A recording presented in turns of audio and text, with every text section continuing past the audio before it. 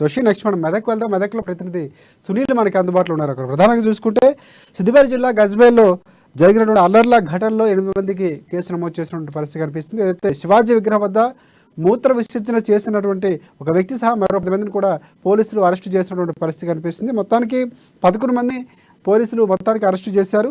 అనుమతి లేకుండా గజ్వేల్ ర్యాలీ నిర్వహించినటువంటి చీకోటి ప్రవీణ్పై కూడా పోలీసులు కేసు నమోదు చేసినటువంటి పరిస్థితి కనిపిస్తుంది. దీనికి సంబంధించిన పూర్తి అప్డేట్స్ ఏంటి సునీల్ చెప్పండి.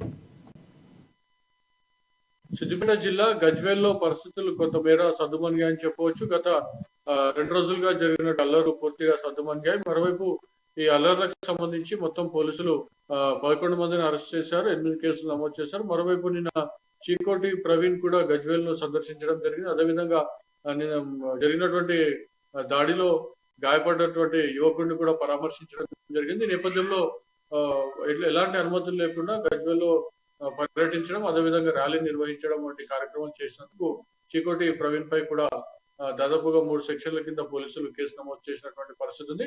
అయితే మరోవైపు సిద్దిపేట పోలీస్ కమిషనర్ మీడియా సమావేశం ఏర్పాటు చేసి చెప్పిన అంశాలను మనం ఒకసారి పరిశీలించినట్లయితే సోషల్ మీడియాలో అనవసరపు పోస్టులు చేయడం కానీ, లేదంటే గజ్వేల్ ఏదో జరిగిపోతుందని చెప్పి అల్లర్లు సృష్టించాలా లేదా అల్లర్లు ప్రోత్సహించేలా చేస్తున్నటువంటి పోస్టులకు సంబంధించి కూడా వారిపై కూడా కఠిన చర్యలు తీసుకుంటామని చెప్తా ఉన్నారు.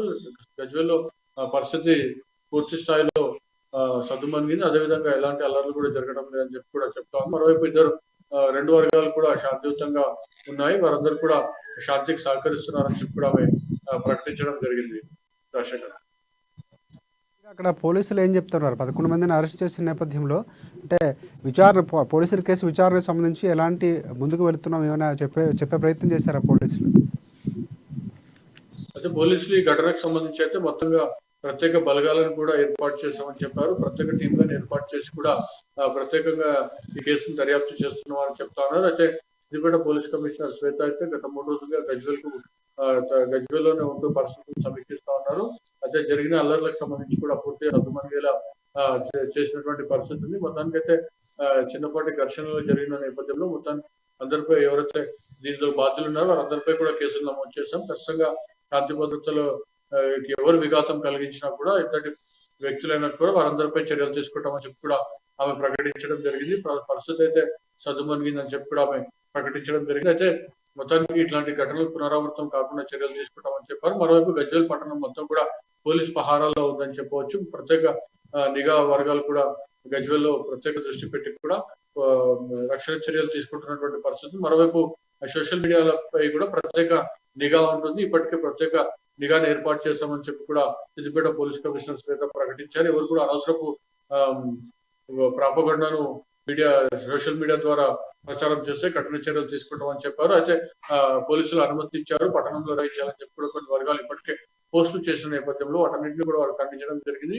ర్యాలీలకు కానివ్వండి, ధర్నాలకు ఎట్లాంటి అనుమతి లేదని చెప్పి కూడా పోలీస్ కమిషనర్ స్పష్టం చేసినటువంటి పరిస్థితి. రాజశేఖర్, రైట్ సునీల్, లేకుంటే అంటే ఇప్పుడు ఏదైతే శివాజీ విగ్రహం దగ్గర ఎవరైతే విసర్జన చేశారో మూత్ర విసర్జన చేసిన నేపథ్యంలో ప్రాథమికంగా ఆ కేసుకు సంబంధించి పోలీసులు ఎలాంటి విషయాలు బయటపెట్టారు? అంటే ఏ విధంగా దర్యాప్తు చేస్తున్నాం, అంటే ఏ కోణంలో జరిగే అవకాశం ఉంది ఏమైనా చెప్పే ప్రయత్నం చేశారు? ఎందుకంటే మనం మాట్లాడుకున్నట్లు మధ్యమత్తులో ఉన్నట్లు కూడా మనకి నిన్న జరిగినటువంటి మనం డిస్కషన్లో చెప్పినటువంటి పరిస్థితి ఉంది. అదే దానికి సంబంధించినటువంటి పూర్వాపరాలు ఏమైనా అప్డేట్స్ ఏమైనా పోలీసులు మీడియా ముందు చెప్పే ప్రయత్నం చేస్తారా? దానికి సంబంధించిన అప్డేట్స్ మీ దగ్గర ఏమైనా ఉన్నాయి?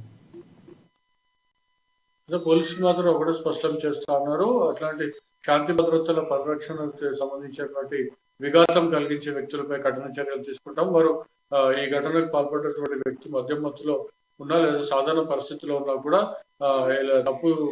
తప్పుగానే భావిస్తాం. ఖచ్చితంగా అతనిపై చర్యలు తీసుకున్నాం, కేసు నమోదు చేశాం. అతను మేజిస్ట్రేట్ ముందు హాజరుపరిచారు. అతను 14 రోజుల పాటు రిమాండ్ కూడా విధించడం జరిగింది. మరోవైపు గల్లర్లను ప్రోత్సహించినటువంటి వారు కానివ్వండి, లేదంటే గల్లర్లో పాల్గొన్నటువంటి వారందరిపై కూడా ఖచ్చితంగా కేసులు నమోదు చేశాం. ఇంకా కేసు దర్యాప్తులో ఉన్నట్టుగా కూడా ఆమె స్పష్టం చేయడం జరిగింది. అదే వ్యక్తి ఎవరైతే ఉన్నారో ఈ మొత్తం ఘర్షణకు కారణమైనటువంటి వ్యక్తిపై కూడా కేసులు నమోదు చేశాం. అతన్ని కూడా అరెస్ట్ చేశామని చెప్పారు. అంటే అతను ఏ పరిస్థితిలో ఉన్నప్పటికీ కూడా తప్పు చేసినట్టుగా కూడా నిర్ధారణ అయింది కాబట్టి ఖచ్చితంగా అతనిపై చర్యలు ఇప్పటికే తీసుకున్నామని చెప్పి చెప్తా ఉన్నారు. ఎవరు కూడా ఇలాంటి ఘటనలు లేదంటే శాంతి భద్రతల పరిరక్షణకు విఘాతం కలిగిస్తే ఖచ్చితంగా చర్యలు తీసుకుంటామని చెప్పి కూడా పోలీసులు గట్టిగా హెచ్చరిస్తున్నటువంటి పరిస్థితి ఉంది. రాష్ట్రం